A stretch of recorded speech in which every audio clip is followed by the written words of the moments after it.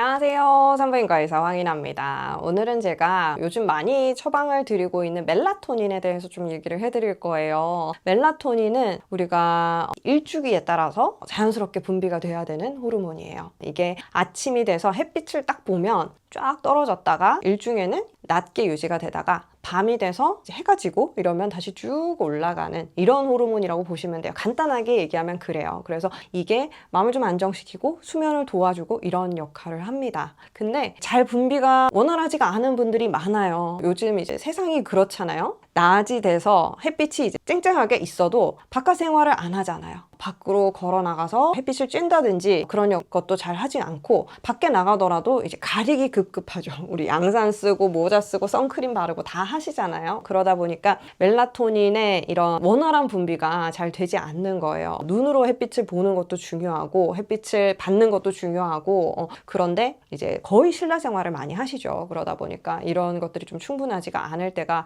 있고요. 그리고 저녁이 돼도 너무 밝아요. 너무 밝다 보니까 내 머리가 인식하는 거랑 내 몸이 인식하는 게 다를 수가 있어요. 그러니까 이게 해가 졌다고 인식을 하지 못하는 거예요. 집도 너무 밝아. 그리고 뭐 폰 계속 보죠. 여기서 뭐 블루라이트 이런 거 나오잖아요. 그러면 계속 이거는 밝다고만 인식이 되는 거예요. 그러면 이제 해가 지면서 어두워지면서 서서히 분비가 시작돼야 되는 멜라토닌 분비가 되지 않으면서 수면에 영향을 받게 됩니다.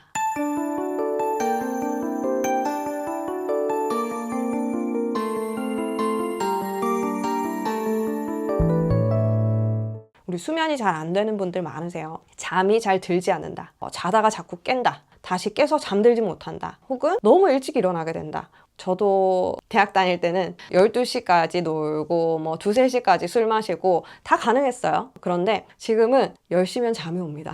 그래서 이 시간이 자꾸 당겨지는 게 있단 말이에요. 그러다 보면 내가 적당한 시기에 잠을 자지는 못했는데 너무 일찍 일어나야 되는 이런 일들이 생길 수가 있어요. 저는 보통 10시에 자고 5시에 일어나는데요. 이게 더 당겨지고 이런 식으로 되는 분들도 있을 수가 있어요. 어쨌든 이런 식으로 수면에 영향을 받는다라고 한다면 우리가 수면을 좀 개선하기 위해서 어떤 행동들을 해봐야 되겠죠. 이제 많은 분들이 여러 가지 노력을 하시다가 병원에 찾아오시잖아요. 병원에 찾아오셨을 때는 뭔가 약간은 단념을 한 거예요. 내 노력으로는 안 되겠다. 좀 도움을 받아야 되겠다 라고 생각을 하고 오시는 거거든요. 수면제 처방은요, 사실 궁극적인 해결책은 아닙니다. 수면제를 먹고 나면 이제 이렇게 잠들기는 하거든요. 그런데 그렇게 수면제를 복용하고 잠든 게 이제 좋은 퀄리티의 잠이냐? 그렇지가 않을 수가 있어요. 나는 수면을 하긴 했는데 한 10시간 정도를 잤는데 그럼에도 불구하고 뭔가 몸이 피곤하고 뭔가 피로회복이 덜 된 것 같고 이러실 수가 있고요. 뭐 기절하듯이 잠은 자는 거죠. 그렇지만 이게 잠이 퀄리티 있는 수면으로 이게 떨어져 주지를 못하는 겁니다. 그러면 이제 좀 문제가 될 수가 있고요.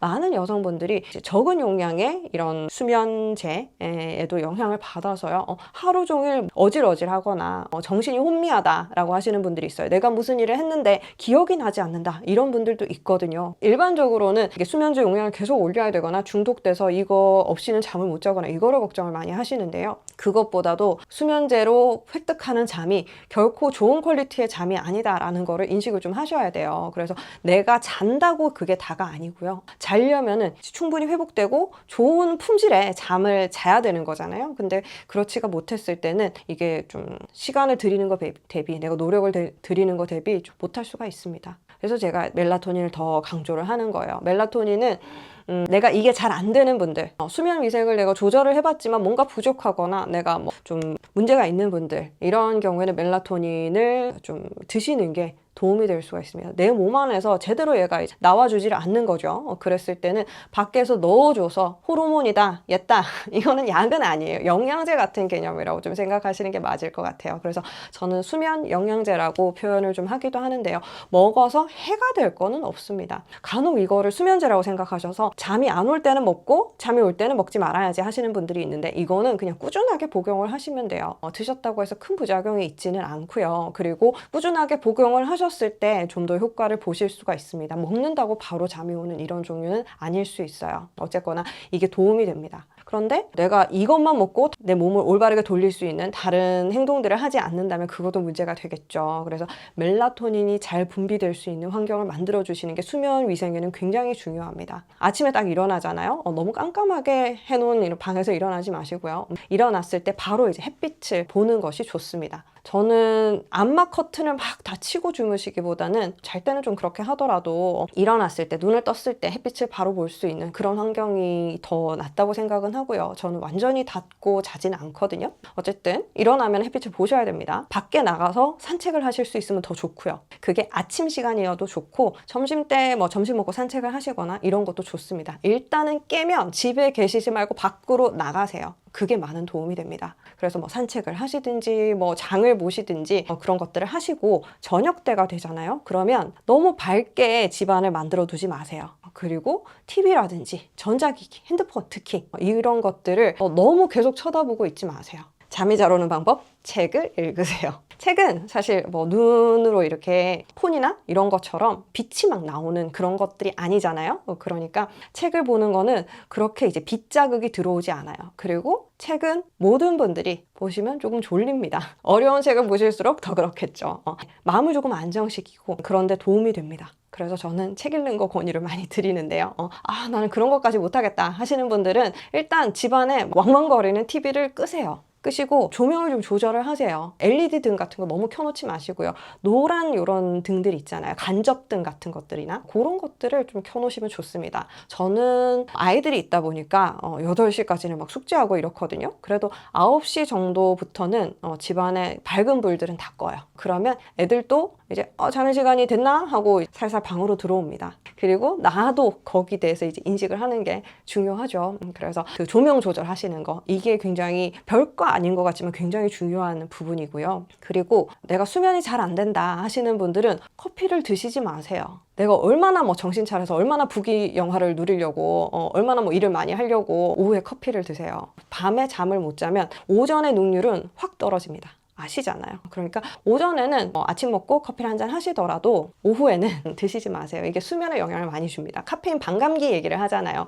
카페인을 내가 이만큼 마셨으면 이게 반까지 떨어지는데 시간이 많이 걸립니다. 6시간에서 8시간이라고 얘기를 하죠. 그러니까 내가 그만큼 시간이 지났어도 반밖에 안 떨어진 거예요. 아직 이만큼은 내가 몸에 가진 채로 잠을 자야 됩니다. 아침에 드시면 그래도 그게 시간이 오래 지났으니까 남아있는 잔류량이 적겠죠. 그러니까 수면에 비교적 영향을 적게 줄 수 있는 거고요. 술 드시고 주무시는 분들 있죠. 술은 진짜 나쁩니다. 이게 술 드시고 약간 졸리니까 그러니까 잠이 잘 오는 것 같잖아요. 착각입니다.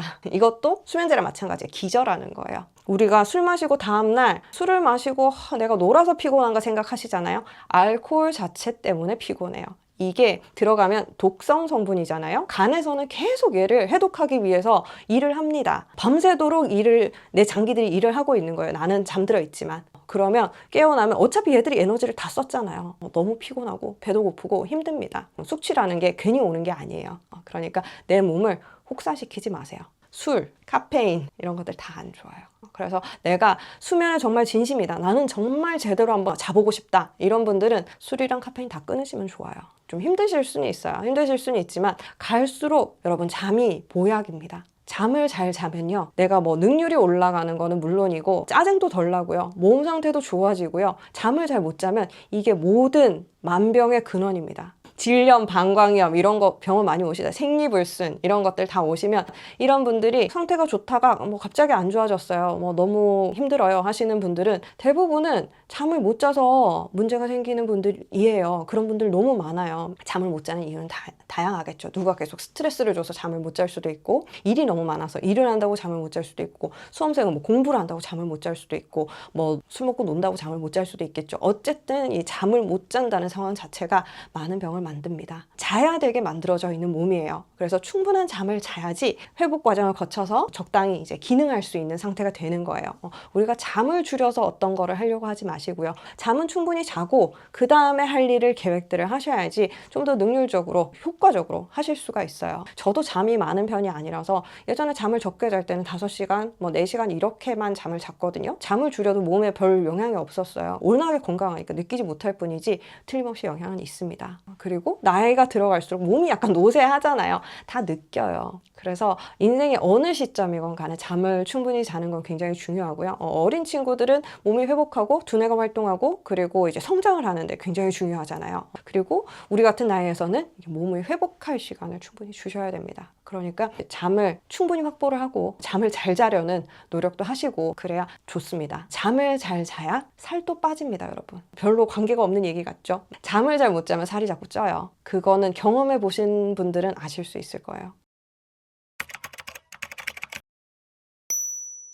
어쨌든 오늘은 잠을 잘 자기 위한 영양제인 멜라토닌 좀 소개해 드렸고요. 멜라토닌 드시면 그래도 조금은 도움이 됩니다. 꾸준하게 드셨을 때 저는 상당히 도움되는 분들을 많이 봤기 때문에 많이 추천을 드리고요. 그냥 수면제를 드시는 것보다는 훨씬 안전한 방법이라고 생각을 하고 이거 먹는 거가 다가 아니죠. 그래서 내 일상에서 좀 할 수 있는 노력들을 하셔서 충분한 수면 한 7시간 정도는 좀 주무실 수 있게 확보를 하셨으면 좋겠습니다. 오늘도 제 영상 봐주셔서 감사하고요.